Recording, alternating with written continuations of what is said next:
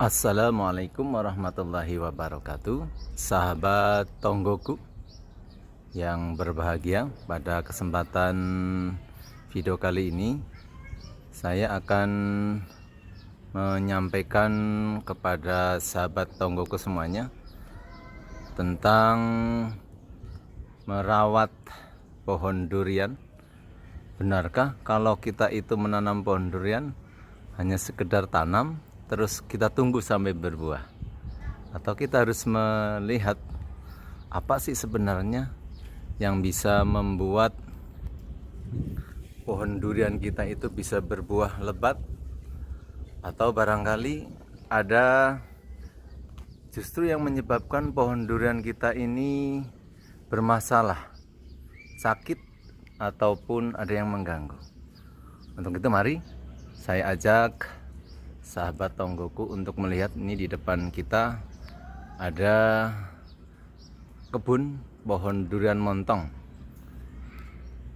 Kita akan melihat sama-sama apakah benar di pohon durian ini ada hama yang namanya ulat batang, yang kadang kita ini tidak jeli untuk melihat, mengontrol, mengecek. Padahal sahabat Tonggoku, ini ulat batang ini sangat berbahaya dan bahkan dalam beberapa kasus bisa menimbulkan kematian di pohon itu. Namun kadang-kadang kita itu lalai dan kita hanya melihat bahwa hama dari tanaman durian kita itu biasanya hanya difokus kepada daun. Untuk itu mari sahabat Tonggoku semuanya akan kita lihat, kita cek satu persatu apakah di perkebunan durian kita ini ada ulat yang saya sampaikan tadi. Baik sahabat Tonggoku sekalian, kita sudah berada di kebun durian montong ini. Akan coba kita lihat satu persatu adakah di pohon durian kita itu ada yang namanya ulat yang bisa menyebabkan kematian. Ulat itu biasanya adanya di area yang menghadap ke matahari, dan itu biasanya ada di batang yang besar.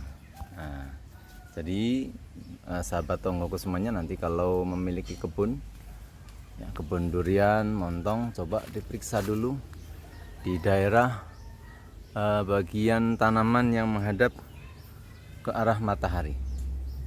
Biasanya ada di situ, dan memang ulatnya sangat spesial. Dia punya rumah yang sangat kuat. Ini alhamdulillah di satu pohon ini kita lihat tidak ada.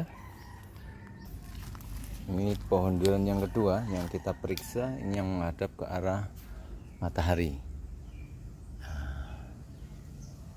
Ini tampak tidak ada sahabat Tonggoku ya, tapi ini ada pengecualian. Kalau kita lihat ke atas, ini ada bekas-bekas, ternyata ini ada bekas-bekas ulat.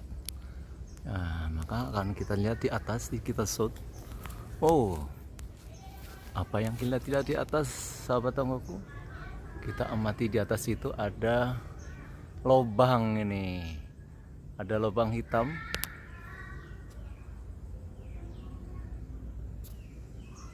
Nah, ini kalau kita lihat ini ada lubang hitam yang bekas dan sedang. Ini memang ada ulatnya, tetapi ulatnya mungkin itu sudah tidak aktif. Tetapi dilihat bekas lukanya itu sangat lebar sahabat Tonggoku. Baik sahabat Tonggoku, pecinta durian, tadi kita sudah coba untuk melihat beberapa pohon yang memang alhamdulillah sehat, dan kita observasi kembali. Ini ada satu pohon ya. Ini kalau kita lihat dari pohonnya kelihatan sangat segar, rimbun gitu ya. Tapi kita lihat setelah kita cek ke bawah, kita lihat di sini, kita intip lebih dekat lagi. Ya, ternyata alhamdulillah ini akhirnya yang kita cari petunjuk arahnya ini kelihatan, sahabat tonggoku semuanya. Ini adalah bekas limbah yang ditinggalkan oleh ulat. Maka dari itu ayo, ini biasanya ulat ini jatuhnya kotoran itu biasanya tegak lurus. Ya, kalau kita bikin derajat sekitar 80 derajat atau 85 derajat. Kita lihat, kita telusuri di manakah ulat itu, rumah itu berada. Ayo kita coba naik. Kita naiki pohon durian ini dengan hati-hati, akan kita cari sahabat tonggoku semuanya. Ayo kita lihat di manakah keberadaan ulat itu. Ya, terus naik. Kita lihat. Wah, ternyata belum terlihat, saudara semuanya, sahabat semuanya. Ayo kita naik lagi. Wah, ini dia, terlihat ada bekasnya nih, sahabat durian semuanya. Ini sudah semakin dekat ini. Ini sudah terlihat masih aktif itu ulatnya. Kita lihat lagi. Ini dia. Ini adalah ulat yang membuat pohon durian kita ini rusak.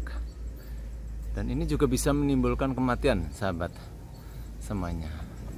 Terus bagaimana prosesnya akan seperti ini, maka akan kita lihat lagi asal muasalnya seperti apa, kok bisa muncul sudah separah ini ya. Dia sudah bisa masuk kemudian menikmati batang dari pohon durian yang kita rawat, kita tunggu panennya.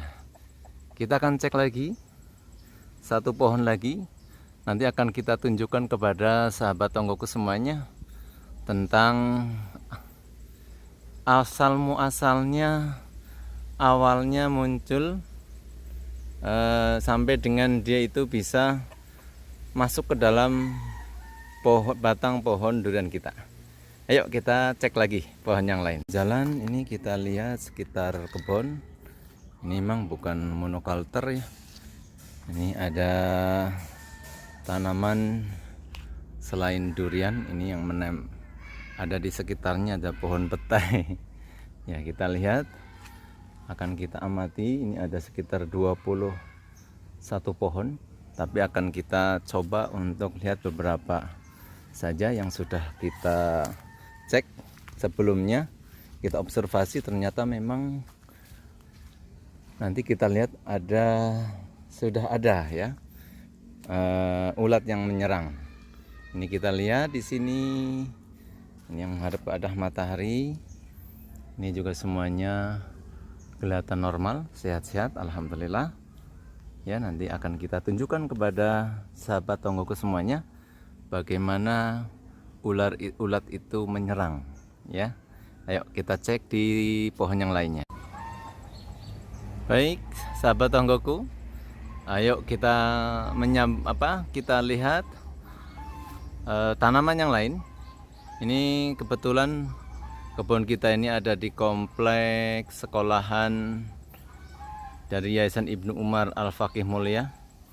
Ini tepatnya di kompleks pendidikan Ar-Rahmah, RA Ar-Rahmah dan MI Ar-Rahmah. Kita lihat ini pohonnya sudah berumur 5 tahun lebih. Ini kelihatan sudah besar gitu, rimbun, sehat gitu. Tapi coba siapa tahu ya, kita cek, siapa tahu kita bisa menjelaskan tentang seperti apa sih penampakan daripada ulat batang itu sebelum masuk ke dalam batang. Ayo cek kita. Yuk.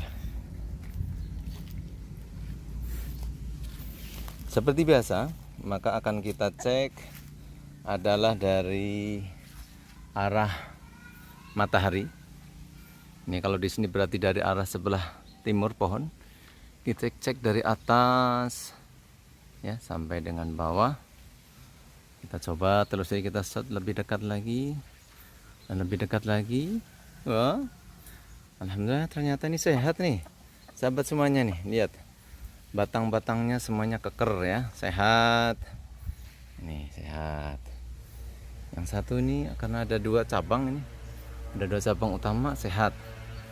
Kita lihat biasanya ulat itu dia akan senang di ketinggian kurang dari 1 meter maksud saya. Kita lihat sampai ke bawah. Kita lihat. Ini belum kelihatan di sini. Nah, samping sebelah kiri belum ya. Ternyata ini mungkin bukan juga. Nih. Nah, ini sahabat tonggoku semuanya.